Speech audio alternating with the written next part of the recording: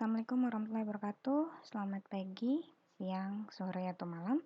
Jadi hari ini Ibu akan menjelaskan tentang materi selanjutnya, yaitu tentang sistem desain. Nah, di sini mungkin kita banyak membahas tentang desain-desain yang akan kita buat, ya. Maksudnya dari perencanaan desainnya dulu, bukan dari sisi prototype, tapi termasuk di dalamnya adalah dari sisi prototyping. Nah, jadi di sini kita akan mendeskripsikan fase desain ya di dalam information building blocks atau sistem informasi yang akan kalian buat. Lalu kita akan mengidentifikasi dan membedakan ya antara beberapa sistem desain strategi ya. Lalu setelah itu kita akan menjelaskan tentang fase desain yang ada di computer based solution. Ini bisa untuk in-house development project ya. Jadi boleh juga sebenarnya untuk yang ada di pemerintahan ya. Jadi yang satunya adalah kita mencoba mendesain yang ada di pemerintahan. Oke. Jadi ini yang seperti dulu pernah ada waktu Ibu jelaskan. Mungkin di sini kurang jelas ya. Jadi waktu ini mirip dengan yang ada di dalam ERP ya atau Enterprise Resource Planning. Mungkin tidak akan kita bahas secara menyeluruh, tapi yang penting di sini adalah kita bisa melakukan business requirement untuk sistem informasi yang akan kita buat. Oke. Nah, jadi sistem desain itu sendiri dari pengertiannya adalah spesifikasi dari detail computer based solution atau solusi dari penggunaan komputer tadi. Disebut juga sebagai physical design. Dia adalah sistem analysis emphasize the business problem. Jadi dia bisa ada untuk mendefinisikan dari masalah-masalah di dalam bisnis tersebut. Lalu sistem design emphasize the technical or implementation concern of the system. Ya, jadi di sini kenapa kita harus membuat sistem desain? Karena kita bisa melihat kurang lebih dari sisi technical atau implementasi dari sistem tersebut. Pendekatannya di sini yang akan Ibu bahas adalah ada model driven ya. Model driven itu kita bagi menjadi modern structure design, ada information engineering, ada prototyping, dan ada object oriented. Nah, terus ada RAD dan ada JAD. Ada model driven approach di sini. Yang pertama adalah tadi model driven strategi. Ini adalah sistem desain yang pendekatannya kita lakukan dengan cara menggambar sistem model tersebut ya ke dalam sebuah dokumen, dan setelah itu kita implementasikan ke dalam beberapa aspek dari sistem tersebut. Jadi tadi dibagi model driven itu ada yang pertama adalah modern structure design. Nah, modern structure design ini dia sistem desain yang tekniknya membagi ya sistem tersebut atau proses di dalam sistem menjadi beberapa komponen yang manageable. Jadi misalnya di sini ada sinonim ya. Dia harus auto technically inaccurate. Dia ada top down program design dan structure programming ya. Jadi di sini juga ada design in top down hierarchy of modules ya. Jadi bisa dari atas ke bawah, lalu easier to implement and maintain ya. Jadi karakteristik dari modern structure design yang lain adalah dia mudah untuk diimplementasi dan dilakukan, dan bisa dia dengan mudah melakukan perubahan.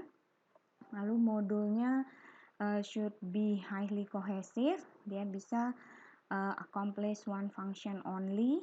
Terus modul should be loosely coupled. Ya, jadi dia ada minimal dependent to one another. Jadi sebisa mungkin dia tidak saling tergantung antara menu satu dengan menu yang lain ya, sangat diminimalisir.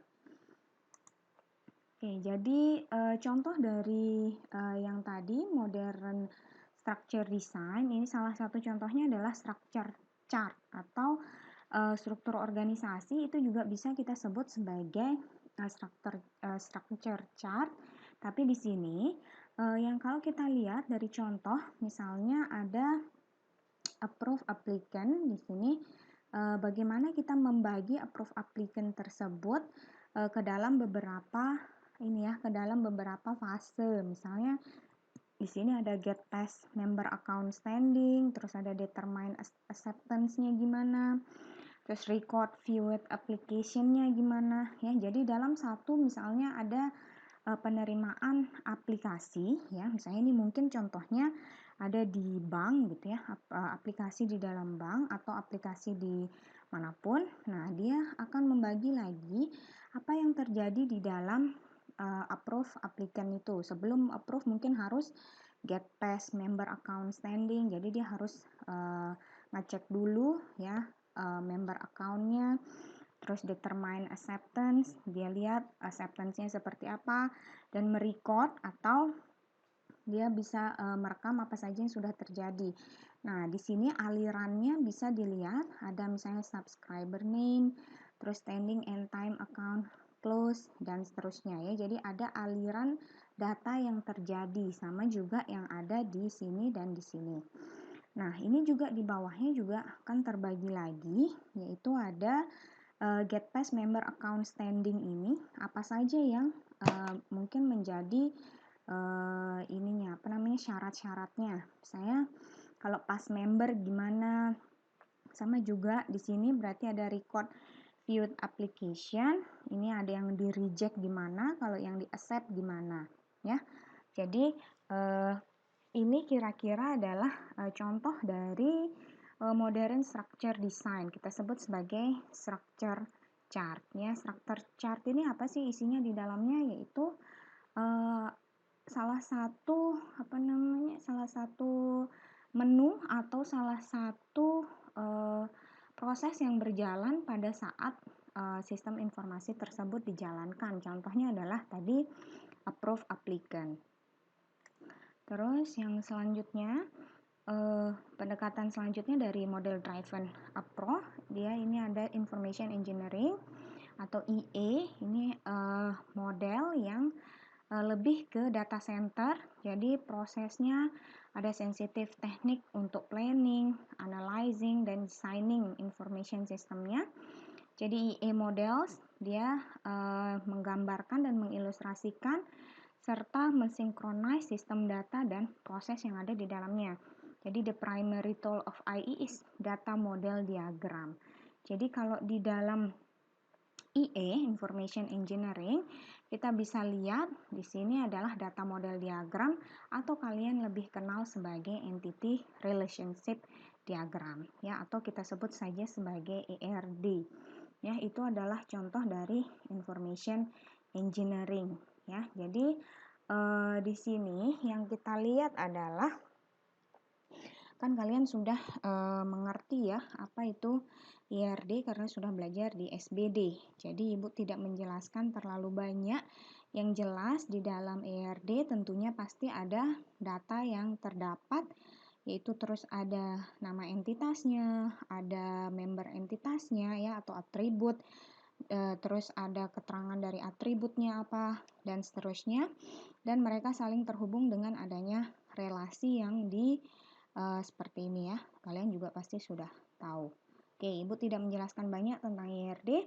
Kita lanjutkan saja model driven approach yang lain, yaitu prototyping ya. Prototyping di sini ini juga sudah pernah Ibu jelaskan ya waktu kemarin sebelum UTS.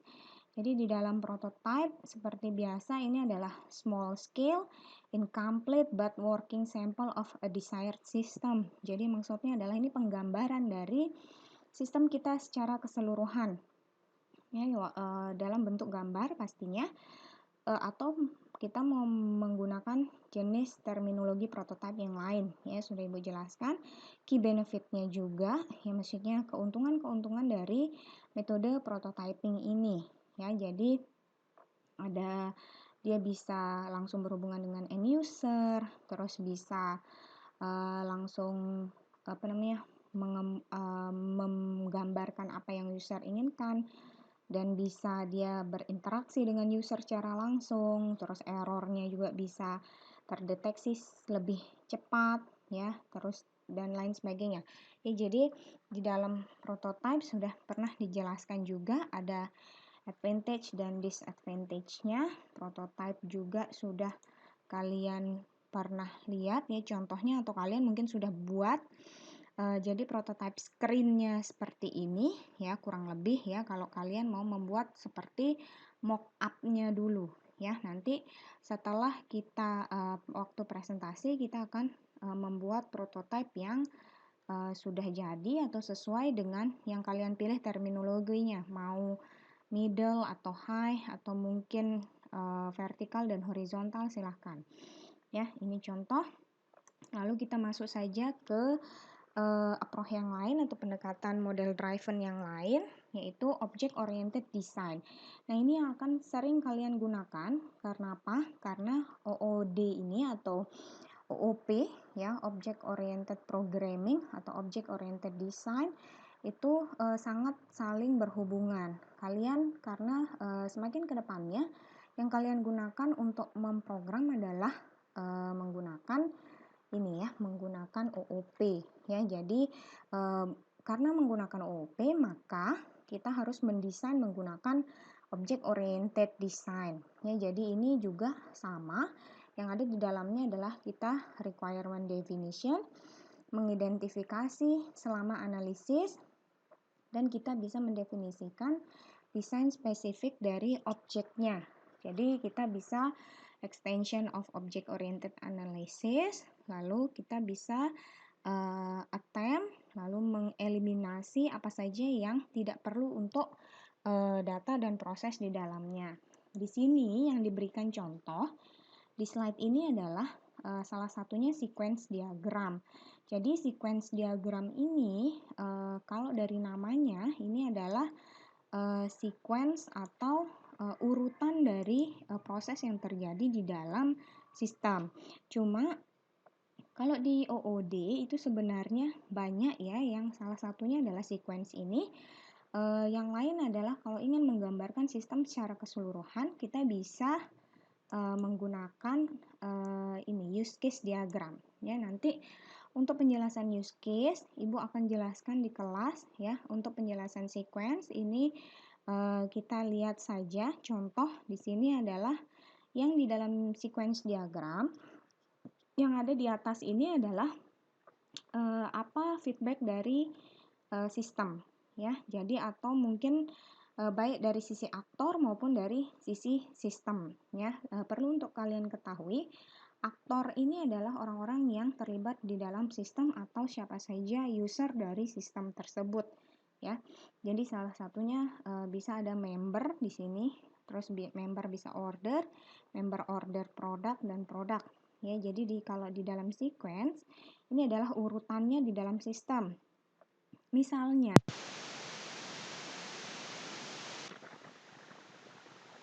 berorder ya, atau dia ini adalah proses untuk pada saat new member melakukan order atau pemesanan. Jadi dia akan bertemu dengan sistem border, setelah itu start kemana, dia ketemu main windows, start order process, dia ketemu order processing windows, setelah itu dari order processing windows mengembalikan ke request member number ya. Setelah itu dikembalikan lagi dan seterusnya sampai selesai. Jadi maksudnya di sini adalah ini adalah urutan yang terjadi pada saat seorang member dia akan melakukan order ya. Dari awal sampai ketemu apa saja sistem yang ada di dalamnya sampai ketemu akhirnya. Ya, ini yang disebut sebagai sequence diagram. Jadi besok yang kalian kerjakan untuk tugas adalah berkaitan dengan use case diagram. Oke, kita lanjutkan, yaitu ada Rapid Application Development atau RAD. Jadi RAD ini juga sudah pernah kita bahas di metode pengembangan sistem. Jadi ini sistem design approach that utility structure, prototyping, and GAD technique to quickly develop system. Jadi di dalam RAD ini adalah merger dari, atau kita sebut saja sebagai gabungan dari banyak struktur teknik untuk mengakselerasi sistem development. Jadi ada data driven information engineering, ada prototyping, dan ada JAD. Jadi prototyping pun termasuk ke dalam RAD ya. Lalu yang pertama ada JAD. JAD ini adalah Joint Application Development. Ini teknik untuk mengkomplement ya other system atau sistem yang lain untuk bisa mendesain dan melihat partisipatif dari development. Jadi di sana di dalam yang di dalam development bisa ada user, owner, designer, dan builder. Jadi di dalam JAD session ini untuk sistem designer will take on the role of facilitator. Jadi di sini JAD ini mungkin lebih mirip atau kemarin sudah juga pernah disinggung adalah seperti workshop atau dia seperti adanya FGD atau forum group discussion ya. Jadi kalau kita lihat di sini in-house development project ya. Jadi di dalam JAD ini kita bisa lakukan ini salah satu contohnya adalah kalau kita menggunakan in-house development project atau project yang kita kerjakan di dalam rumah gitu ya, atau di dalam scope yang lebih kecil. Jadi apa yang kita lakukan misalnya bisa dari kalau yang kalian lihat di sini ini adalah data flow diagram ya, ini yang disebut sebagai DFD atau data flow diagram. Bentuknya seperti ini ya. Jadi ada yang pertama adalah scope definition, terus ada problem analysis, requirement analysis, logical design, decision analysis, dan seterusnya ya. Jadi ini yang ada di dalamnya ini adalah proses yang terjadi di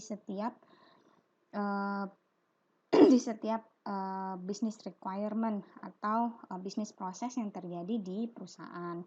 Nah, ini juga saling terkait satu sama lain ya. Kalau yang di sini kita sebut dia sebagai DFD level 0 karena akan menggambarkan semua proses yang terjadi selama sistem berjalan. Ini DFD level 0 ya. Jadi dimulai misalnya dari scope, definition, sampai nanti installation and delivery. Kalau kita lihat ini dari proses nomor 1 sampai nomor 8 itu menggambarkan metode pengembangan sistem yang digunakan ya, atau langkah dari metode pengembangan sistem yang digunakan. Nah, ini juga ya sistem design task. Kalau tadi kan ini kita sebut dia sebagai DFD level 0 ya. Jadi menggambarkan keseluruhan dari proses yang terjadi atau kita adopsi dari metode pengembangan sistem yang sudah kalian sepakati. Nah, selanjutnya di sini misalnya kita ada DFD yang selanjutnya, DFD proses yang selanjutnya ini kita sebut sebagai DFD level 1. Di mana DFD level 1 itu dia lebih menjelaskan dari satu proses ya, di mana di sini yang diambil adalah proses kelima. Kita lihat proses kelima di sini adalah decision analysis. Apakah sama ya? Jadi pada decision analysis di sini kita akan menjelaskan apa saja yang terjadi di dalam decision analysis, di mana kita akan bagi menjadi 5.1, 5.2, 5.3, 5.4 dan 5.5. Nah, di situ berarti ada proses-proses, misalnya ada design the application architecture, ada design of the system database, dan seterusnya sampai update project plan. Nah, jadi apa yang terjadi di dalamnya itu dijelaskan satu-satu. Itu yang disebut sebagai DFD level 1. Sampai mana DFD bisa terbagi levelnya, sebenarnya bisa sampai beberapa level apabila ada semakin mendalam levelnya. Contoh misalnya di level 5.1 ini, desain the application architecture, dia mempunyai bagian yang lain, maka disebut sebagai level 2 lagi, ya. Jadi dia ada pembagian di level 2. Setelah itu misalnya di level 2, ada pembagian dari yang tadi di level 2 ini akan jadi level 3 dan seterusnya. Ya, itu yang disebut sebagai DFD level 1 dan seterusnya. Nah, pada saat kita melakukan sistem desain untuk sebuah in-house development. Jadi di sini kita bisa mendesain the application architecture tadi ya. Terus kita bisa mendesain sistem database. Kita bisa mendesain sistem interface, terus package design specification dan update project plan. Ini yang terjadi kalau misalnya kita melakukan in-house development. Nah, ini physical data flow diagram atau kita sebut saja tadi sebagai DFD level 0. Ini bisa seperti ini. Ya, Ibu skip saja. Lalu ada output dari prototype screen. Ini sudah pernah kita bahas ya, mirip dengan yang tadi. Karena prototype di RAD juga masih kurang lebih sama ya. Ini juga contohnya. Kita bikin prototipenya. Lalu terus sistem design for buy solution. Jadi kalau tadi itu adalah in-house ya. Kalau kita ambil contoh pada in-house development, sini ada beberapa contoh DFD yang bisa kalian lihat dari sisi for buy solution. Terus ada juga untuk procurement phase. Kalau procurement phase ini dia lebih terhubung ke pemerintahan biasanya. Ya. Nah, di dalam pemerintahan biasanya ini yang sering terjadi atau di dalam organisasi pemerintahan kita bisa research technical criteria dan option, terus kita bisa lihat dari sisi proposal ya, lihat dari validate vendor, terus dari evaluasi dan rank vendor proposal, terus ada award contract and debrief vendor. Ini yang terjadi di dalam task form procurement phase. Untuk research technical criteria and option, jadi penjelasan dari procurement phase tadi, sebenarnya banyak cara untuk kita bisa research ya. Salah satunya adalah bisa menggunakan majalah dan jurnal tentunya. Terus internal standard untuk hardware and software selection, jadi kita pilih hardware dan software yang terbaik. Terus ada information service, terus ada newspaper mungkin untuk karena kita lihat yang trending sekarang ya. Terus yang kedua ada dari solicit proposal or quotes, ini dari vendor. Ya, jadi di sini sebenarnya yang kita lakukan adalah biasanya kalau di dalam pemerintahan itu ada beberapa vendor yang mengajukan tender gitu ya. Nah, di tender tersebut biasanya diajukan dalam bentuk proposal. Nah, proposalnya di sini ada dua jenis, yaitu yang pertama adalah dari request for proposal atau RFP. Ini adalah untuk mengkomunikasikan requirement dan desired feature to prospective vendor. Jadi akan melihat beberapa vendor tersebut dan produk yang ditawarkan oleh vendornya. Jadi responnya dengan menggunakan proposal. Nah, terus ada yang request for quotation. Ini untuk apabila produknya tersebut sudah ada ya dan sudah punya specific description. Jadi kita bisa langsung mengemukakan harga ya. They respond with a price quotation.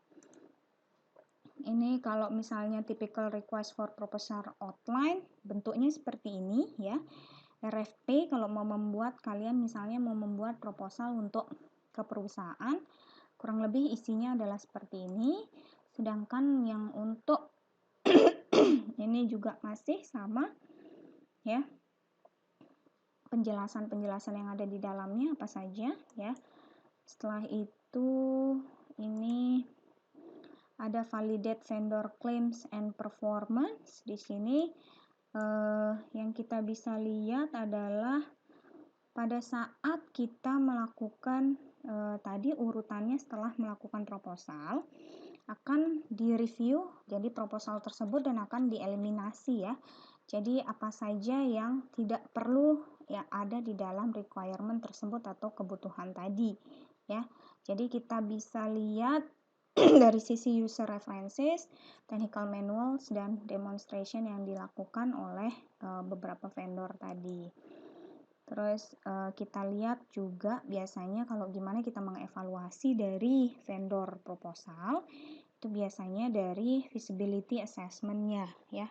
Jadi dilihat apakah proposal ini sudah cocok dari sisi feasibility-nya, scoring-nya bisa berdasarkan hard dollar cost dan soft dollar cost. Jadi tetap berdasarkan biaya yang mereka keluarkan. Ini jadi pada saat kita sudah menentukan, jadi kita akan memberikan kira-kira kontrak tersebut ke siapa ya, ke vendor yang mana. Setelah itu kita akan menegosiasikannya.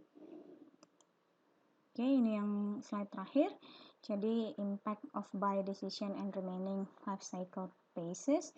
Jadi yang kita lakukan pada saat kita melakukan decision analysis di sini kita paling tidak bisa memberikan solusi dari bagaimana atau menawarkan produk ke mereka sehingga mereka tertarik untuk membeli ya. Implement purchase solution, terus integration problem ya. Kita kira-kira harus nyambung antara problem yang ada dengan business requirement yang kita bikin. Terus jangan lupa dari sisi desain ini juga sangat mempengaruhi keinginan customer untuk membeli produk kita. Oke, itu saja. Terima kasih untuk bahasan desain. Apabila ada pertanyaan, besok akan kita bahas pada saat kuliah. Terima kasih. Assalamualaikum warahmatullahi wabarakatuh. Selamat pagi, siang, sore, atau malam.